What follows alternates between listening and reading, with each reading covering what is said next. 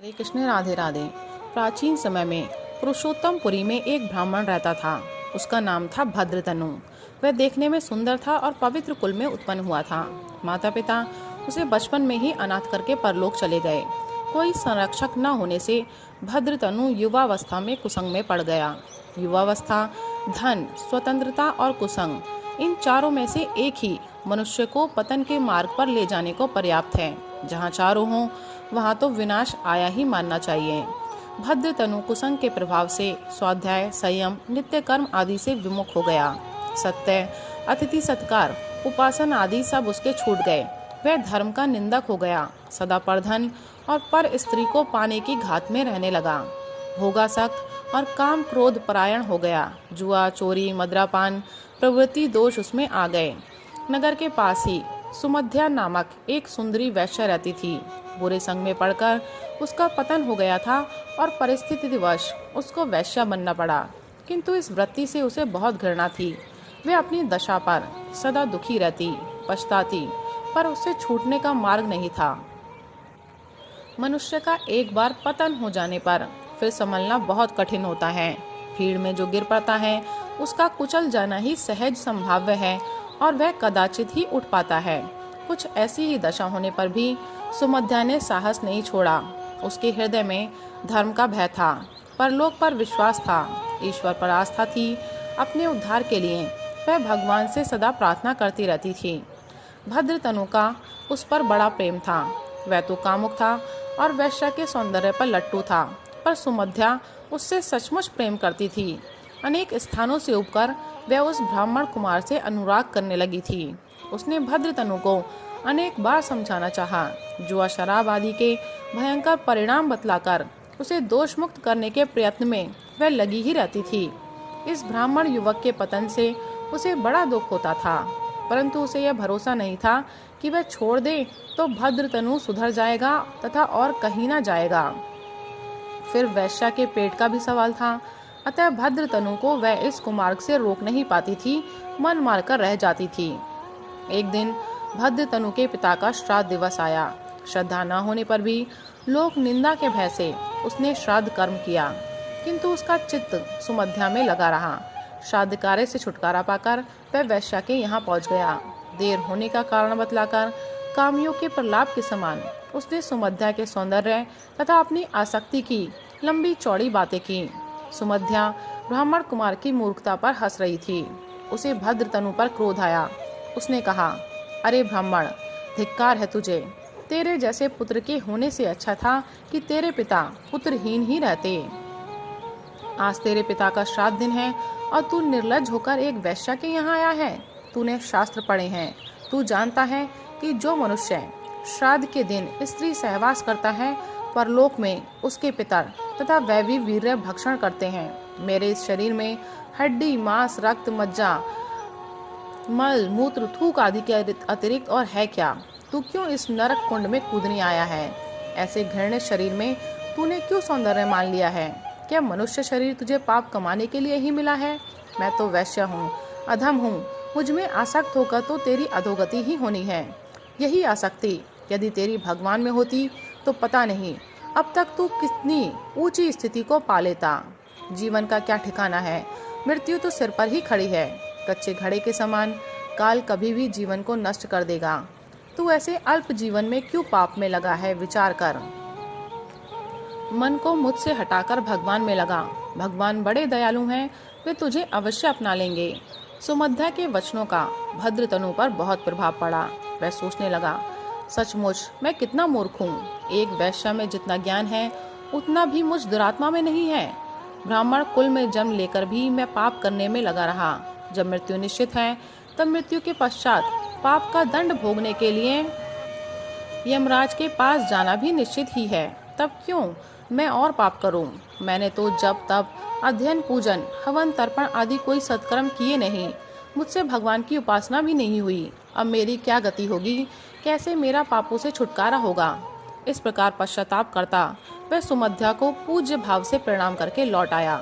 सुमध्या ने भी उसी समय से वैश्यवृत्ति छोड़ दी और वह भगवान के भजन में लग गई। भद्रतनु पश्चाताप करता हुआ मार्कंडेय मुनि के समीप गया। वह उनके चरणों पर गिर पड़ा और फूट फूट कर रोने लगा। मार्कंडेय जी ने भद्रतनु की बात सुनकर उससे बड़े स्नेह से कहा, तुम पाप करने वाले होकर भी पुण्यात्मा जान पड़ते हो। अपने पापों के लिए पश्चाताप, पाप से घृणा और फिर पाप ना करने का निश्चय बड़े पूर्ण बल से ही होता है। संसार के अधिकांश लोग तो पाप को पाप मानते ही नहीं, वे बड़े उत्साह से उसी में लगे रहते हैं। तुम्हारी बुद्धि पाप से अलग हुई, यह तुम पर भगवान की कृपा है। जो पहले पापी रहा हो पर पाप प्रवृत्ति छोड़कर भगवान के भजन का निश्चय कर ले तो वह भगवान का प्रिय पात्र है। भगवान ही उसे पाप से दूर होने की सद्बुद्धि देते हैं। तुमने अनेक जन्मों में भगवान की पूजा की है, अतः तुम्हारा कल्याण शीघ्र होगा। मैं इस समय एक अनुष्ठान में लगा हूँ, अतः तुम दंत मुनि के पास जाओ, वे सर्वज्ञ महात्मा तुम्हें उपदेश करेंगे। भद्रतनु वहाँ से दंत मुनि के आश्रम पर गया। वहाँ उसने मुनि के चरणों में मस्तक रखकर प्रार्थना की, महात्मन, मैं जाति से ब्राह्मण होने पर भी महापापी हूँ। मैंने सदा पाप ही किए हैं। आप सर्वज्ञ हैं, दयालु हैं, कृपया मुझ पापी के लिए संसार बंधन से छूटने का उपदेश कीजिए। दंत मुनि ने कृपापूर्ण स्वर में कहा, भाई, भगवान की कृपा से ही तुम्हारी बुद्धि ऐसी हुई है। मैं तुम्हें वे उपाय बतला रहा हूँ जिनसे मनुष्य सहज ही भवबंधन से छूट जाता है।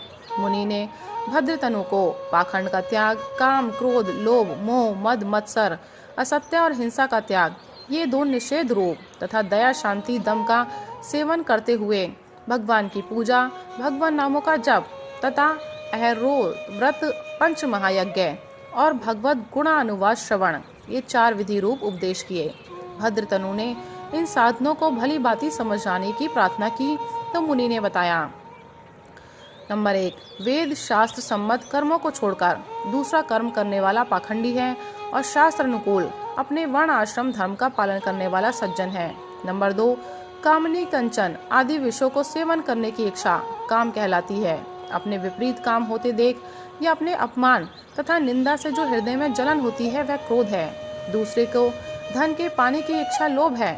मेरी स्त्री, मेरा पुत्र, मेरा घर, मेरा परिवार आदि रूप मेरापन मोह है। अपने धन, बल, परिवार, गुण का गर्व होना मद है।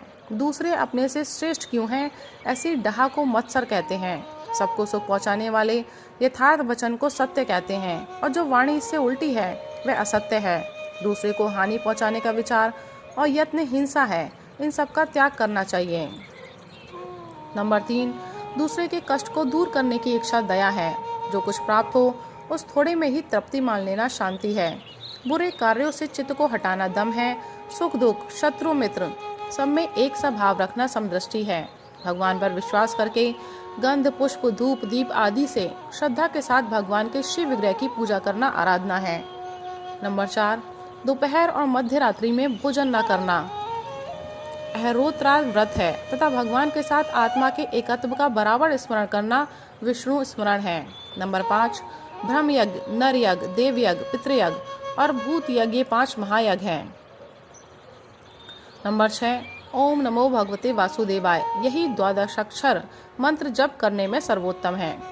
दांत मुनि ने ये साधन बताए और भद्रतनु एकांत में जाकर मन लगाकर श्रद्धा पूर्वक उनका आचरण करता हुआ भजन करने लगा। भगवान ने कहा ही है कि जो महापापी भी मेरा अनन्य भाव से भजन करता है वह सब पापों से छूटकर साधु हो जाता है। भगवान की अनन्य भक्ति से भद्रतनु का हृदय शुद्ध हो गया, अतः इस पर कृपा करने के लिए उसके सम्मुख दयामय प्रभु प्रकट हो गए। भगवान का दर्शन करके भद्रतनु को बड़ा आनंद हुआ। वह गदगद स्वर में स्तुति करने लगा। भगवान की महिमा का वर्णन करते हुए उसने भगवत भक्तों के भाव का बड़ा सुंदर वर्णन किया।